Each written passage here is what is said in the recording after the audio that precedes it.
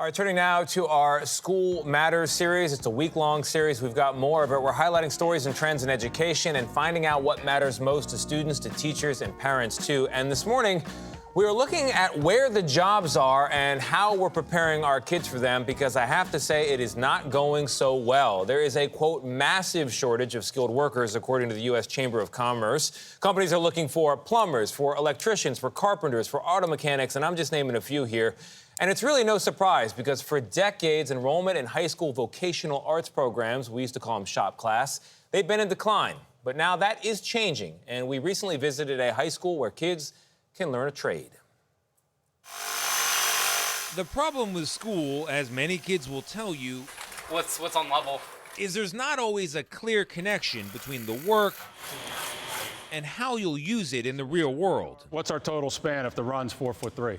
But that's not a question at a school like this. The data says that the new jobs are in the technical fields. And then here you're going to put up the walls. Angela Mike runs the Career and Technical Education program here at Carrick High and other schools in Pittsburgh, preparing students for jobs they know will be waiting for them at graduation. It's phenomenal, because you have a student who may be wondering, why am I learning this in math? And then they go into a class like carpentry, and then they put it to use, and now they can go back in their academic class, and now it all makes sense. So learning through relevant things really helps the light bulb come on, and I see that across all our programs with students. Those programs include carpentry, automotive repair, healthcare, and engineering technology. And since taking over in 2010, Mike has overseen a 15-fold increase in the number of kids graduating with these industry certifications. A pretty solid answer to the question of what's next. What percentage of the students who graduate have a job, if they want one, when they leave? Every single student can have a job if they would like one. But after decades of well-meaning parents and political leaders pushing a message of college for all, there are more trade jobs than graduating seniors to fill them. Is there still a little bit of a stigma attached to technical or vocational, to use the old term, education? There definitely is. It's not 100% where everyone is on board, but we're working on that. It has a lock and handle on it. And when our students go to class and it looks like this, they too know that other students may scoff. What do they think of this kind of work? They think it's kind of stupid. I'm trying to get into a trade school. They want to get into college, but they don't have a backup plan if it fails. Of course, for other families, including just about everyone we met on move-in day at Montclair State University in New Jersey, the college plan is still the only one. Why college? Why did you want that path for yourself? Well, my parents both went to college, so it's just kind of just like a natural consequence. Like, oh, they went, so I'm gonna go too. I thought that I would give myself a little bit of stability. So you think there's more stability in a college degree than a trade path? At least for me. I feel like if I do college, I get more chances to have better jobs, better opportunities, and I'd be one of the first college students in my family. I don't know, I just sort of just knew that, just coming here was just College the best. is the best way. Yeah. You say college is the best way? I always think so. How's it going? I'm Tony. Josh, nice to meet you, sir. Yet Josh Henson is hoping more kids realize there actually is another option, and it does come with perks. You get to a job and something's failed, but you have to figure out why it failed. That's the big ticket right there. It's like a little murder mystery. It's like what killed this AC? Yep. Oh yeah. Henson is a 25-year-old HVAC technician in Bucks County, Pennsylvania. Hello, good sir. How you doing? And when we joined him recently on a call, I realized pretty quickly some of the things they don't teach in college. Wait, this goes on here? While some may think of trade school as a plan B, for Henson, it was a preference. You dropped out of a four-year college to go to vocational school. Yes, sir. So if anything, you wish you made this decision earlier. 100%.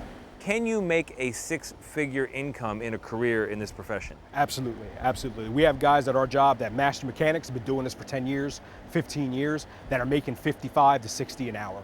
And Henson says his company and many others like it are right now looking for that next generation. HVAC, plumbing, electrical, all the trades. They're very, very understaffed.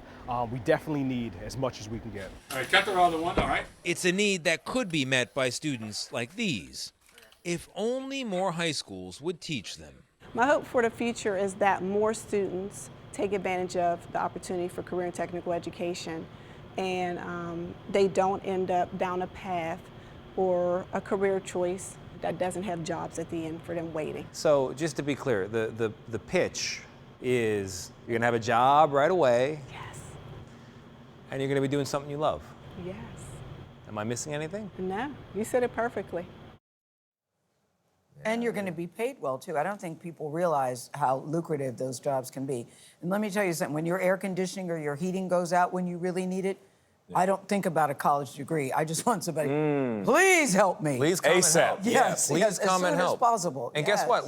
When we as a country don't have enough people who have those skills, Yes. it costs more to hire them, and also there are bigger delays, and so people are out of their AC for longer. And by the way, we always talk about climate change and like turning the system over to like electric vehicles. Who do you think is going to put in all those charging stations and weld all that stuff and lay the road to pull off to the side? It's people who have those skills. So as a country, we need to invest in them, and this message of the last 30 years of college first is not for everybody, and we need to move some of that respect from college to these other trades, which we need so badly. No doubt. Think about when we were locked down and how many people were still working because they were essential to this country moving forward, and those are the people that knew these trades. And listen, there are people that go to college, get a degree, and get the job they want. But then there are people that get that degree and they don't go into the space that they desire. Yeah. When you go to trade school, you can get a job almost right away. Or people go to college and then they don't graduate, and then they've got the debt and they don't have a degree, and they're in big trouble. That's what that fellow was talking about a backup plan. Yeah, no doubt. So, that was good, Tony. Yeah, I like it. If I could go back to school, I think I'd do carpentry. You know, my father and my stepfather both were carpenters. They were drug dealers also, but they were carpenters.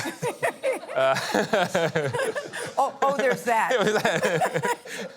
But I like how Miss Mike laid it out, though, when she said, because it is skills. Yeah. It is skills. So it is I'm glad you didn't follow the family business when it came Well, they had to drug hide the dealing. money somewhere. Yeah, they had to hide it. Yes. They laundered it through building houses, no joke, but you know. No, that was all jokes aside. That was really good. Thank you Yes. very Great for much. the next generation.